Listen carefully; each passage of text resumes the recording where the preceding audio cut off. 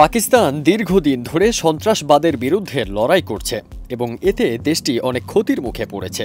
এ অবস্থায় সন্ত্রাসীদের সতর্ক করে কঠোর হুঁশিয়ারি দিয়েছেন পাকিস্তানের প্রতিরক্ষা মন্ত্রী খাজা মোহাম্মদ আসিফ। তিনি বলেন, সন্ত্রাসীদের পরিণতি হবে ভারতের বিমান বাহিনীর মতো।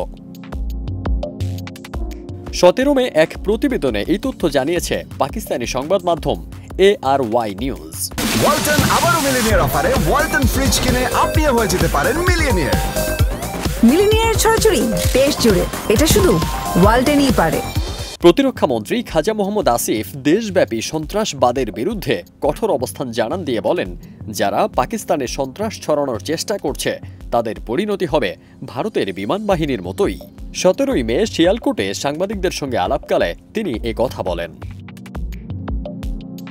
ভারত পাকিস্তানে সন্ত্রাস ছড়াতে এজেন্ট পাঠাচ্ছে এবং হামলা চালাচ্ছে বলে অভিযোগ করে তিনি বলেন, এখন পাকিস্তানের লড়াই সন্ত্রাসীদের বিরুদ্ধে।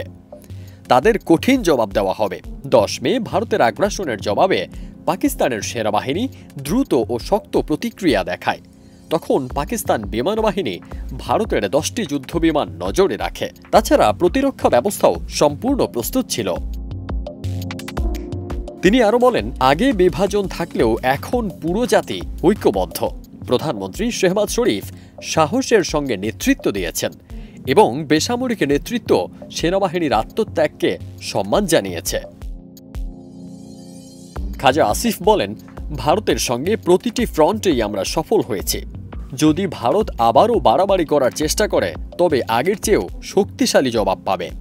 তিনি স্পষ্ট হুঁশিয়ারি দিয়ে বলেন, মাতৃভূমি রক্ষায় পাকিস্তান এর শেষ দেখে ছাড়বে। ফারদিন সানি, দেশ রূপান্তর।